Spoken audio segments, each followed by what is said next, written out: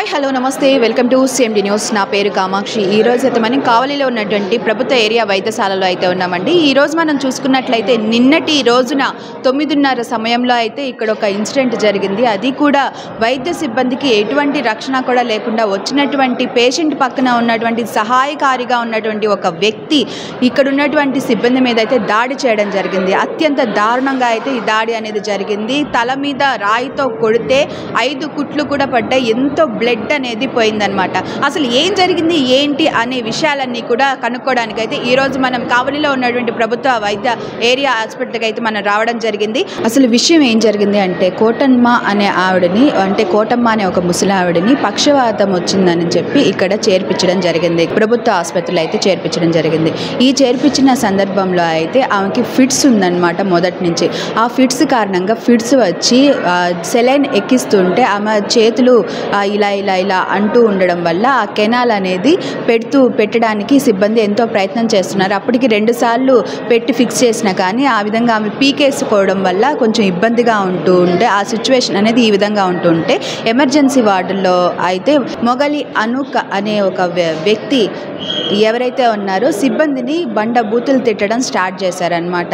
ఈ విధంగా స్టార్ట్ చేసి వాళ్ళని పని చేసుకోనీయకుండా వాళ్ళని విసిగిస్తూ ఉండేవారు. అది కూడా భరించినటువంటి సిబ్బంది వెంటనే ఈవిడిని నెల్లూరుకి తీసుకెళ్ళాలి అని చెప్పి స్ట్రక్చర్ మీద కూర్చోబెట్టి తీసుకువెళ్తున్న సందర్భంలో మధుకి అదేవిధంగా సహాయకారిగా వచ్చినటువంటి మొగులి అనుకి మధ్య వాగ్వాదం జరిగి తోసుకోవడం జరిగింది. అయినా సరే ఆవిడని వెంటనే ఆమె ఆరోగ్యం కాపాడాలని ఒక మంచి ఉద్దేశంతో అయితే స్ట్రక్చర్లో కూర్చోబెట్టి తీసుకెళ్తున్న సందర్భంలో వ్యాన్ ఎక్కిస్తున్న సందర్భంలో అయితే ఇతను ఎవరైతే మొగలి అనుకున్నారో అతను ఒక రాయి తీసుకొని MNO అనేటువంటి మధు మీద రాయితో దాడి చేయడం జరిగింది. ఈ దాడిలో అతనికి తలకి బలమైన గాయం తగిలి ఎక్కువ రక్తస్రావమే 5 కుట్లు వరకు కూడా పడ్డాయన్నమాట. ఇదంతా కూడా చూసినటువంటి అక్కడ ప్రజలు కానివ్వండి, ఈ హాస్పిటల్లో ఉన్నటువంటి సిబ్బంది కానివ్వండి భయభ్రాంతులకు గురైన సందర్భం అనేది నిన్న చోటు చేసుకుంది. అయితే దానికి సంబంధించిన మొత్తం వివరాలు అనేవి ఈరోజు మనం తెలుసుకోవడానికైతే ఇక్కడికి అయితే వచ్చేసామండి. సో అసలు ఫస్ట్ నుంచి లాస్ట్ వరకు ఏం జరిగింది ఏంటి అనే వివరాలన్నీ కూడా ఇప్పుడు మనతోటి డైరెక్టర్ చవల రామకృష్ణ గారు ఉన్నారు. వారిని అడిగి కూడా తెలుసుకునే ప్రయత్నం చేద్దాం. సార్ చెప్పండి, ఈ సంఘటన అనేది ఏ విధంగా జరిగింది, ఏ టైంలో జరిగింది ఏంటి?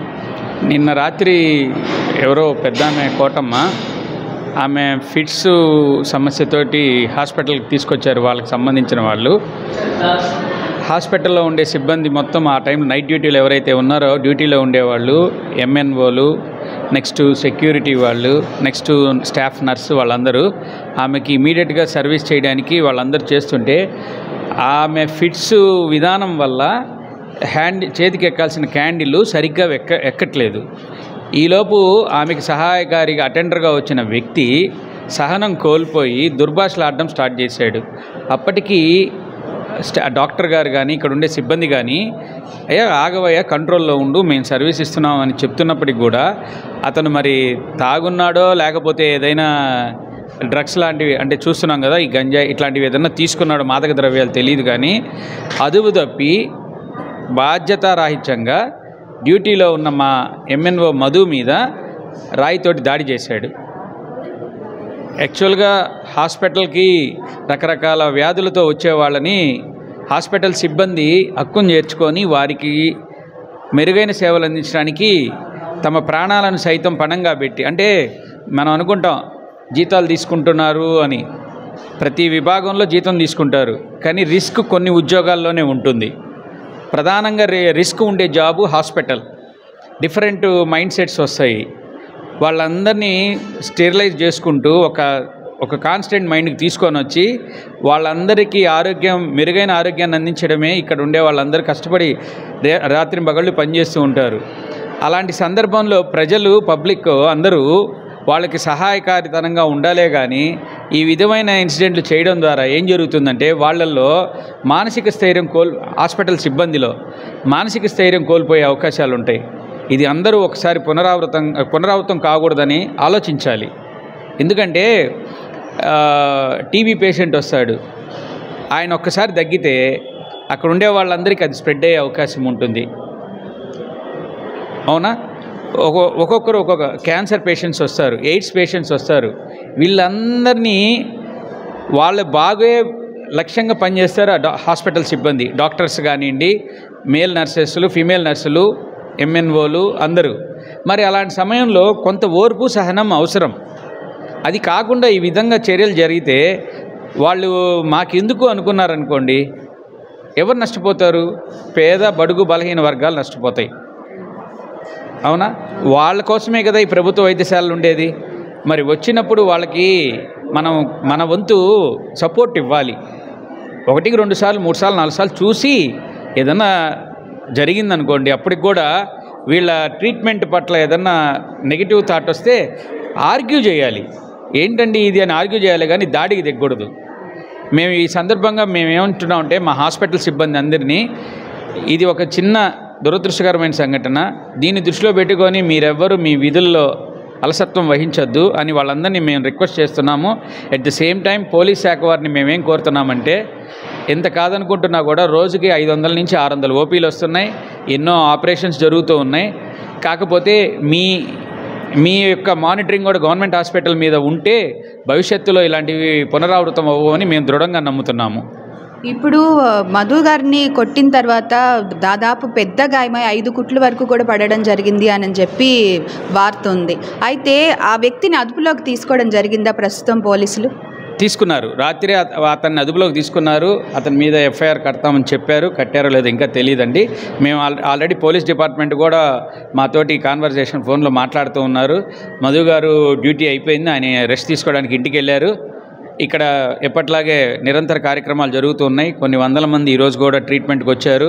మా వైద్య సిబ్బంది తక్షణమే అవన్నిటిని మర్చిపోయి పేద ప్రజలకి సహాయం చేయడమే, వైద్య సేవలు అందించడమే లక్ష్యంగా పనిచేస్తూ ఉన్నారు. పోలీస్ శాఖ వారు కూడా ఇమీడియట్గా రెస్పాండ్ అయ్యి రాత్రి ఈ చర్యని ఇమీడియట్గా ఇంకోసారి కాకూడదని గట్టిగా వాళ్ళు ప్రయత్నిస్తున్నారని మనకి సమాచారం అందుతుందండి. ఈ సందర్భంగా మీరు ఏం కోరుకుంటున్నారు సార్? మేడం, హాస్పిటల్ గౌరవ చైర్మన్ ఎమ్మెల్యే గారు, కృష్ణారెడ్డి గారు, ఇక్కడ ఉండే మాకైనా సరే, అభివృద్ధి కమిటీ సభ్యులు మాకైనా సరే, హాస్పిటల్ సిబ్బంది, డాక్టర్స్ అయినా, స్టాఫ్ నర్సులు అయినా, ఎవరికైనా ఆయన ఎప్పుడు చెప్పేది ఒకటే, గవర్నమెంట్ హాస్పిటల్కి వచ్చేది పేద బడుగు బలహీన వర్గాలు. వాళ్ళందరికీ మెరుగైన సేవలు అందించండి. మీకేం కావాలో చెప్పండి. ప్రభుత్వం తరపున శక్తివంచన లేకుండా నేను ఏది కావాలంటే అది మీకు సపోర్ట్ చేస్తానని చెప్తూ ఉన్నాడు. అందులో ఇంత పెద్ద వ్యవస్థ కదండి, చిన్నవి అప్పుడప్పుడు జరుగుతుంటాయి.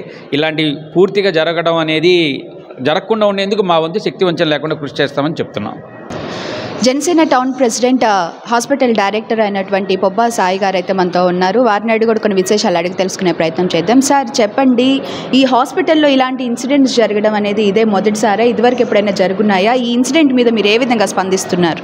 మేము హాస్పిటల్ కమిటీ ఏర్పాటైంది 1.5 సంవత్సరం అవుతుంది మేడం. ఇటువంటి సంఘటన ఇదే మొదటిసారి జరిగింది. ఒక హాస్పిటల్ ఎమ్మెల్యే గారి మీద రాయితో దాడి చేయడం అనేది దారుణమైన చర్య. ఫస్ట్ పేషెంట్స్ అనే వాళ్ళు వచ్చేవాళ్ళు ముందు గమనించుకోవాలి, మనకు ట్రీట్మెంట్ దేనికోసం వస్తున్నాం, ఎంత ఎమర్జెన్సీలో వస్తున్నాం, మనం ఎవరు ట్రీట్ చేయాలి. ఒక ఎంఎన్ఓ కానీ, ఒక హెడ్ నర్స్ కానీ, ఒక డాక్టర్ కానీ మన కోసం పనిచేస్తున్నాడు ముందు ప్రజలు గుర్తించుకోవాలి. ఒక హాస్పిటల్కి వస్తే మనం ఎంత రెస్పాన్సిబిలిటీగా ఉండాలి.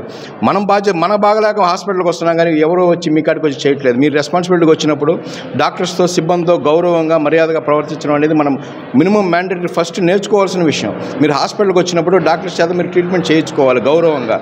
వాళ్ళు మీకోసం కష్టపడి రాత్రింపగలు 24 hours డ్యూటీలో ఉంటారు. ఒక్క పేషెంట్ కోసం ఈ నైట్ జరిగిన సంఘటన ఉదాహరణగా మీకు చెప్తాను madam. On duty, of duty nursing staff, doctor గారు మొత్తం ట్రీట్మెంట్ చేస్తున్న సమయంలో ఒక ఫిట్స్ క్యాండిడేట్కి కెనాల్ పెట్టాలంటే చాలా కష్టమైన విషయం. అంతమంది సిబ్బంది వచ్చి కెనాల్ పెట్టడానికి ట్రై చేస్తూ ఉంటే పక్కనుండే వాళ్ళని డిస్టర్బ్ చేయడం ఒక ఫస్ట్ తప్పు.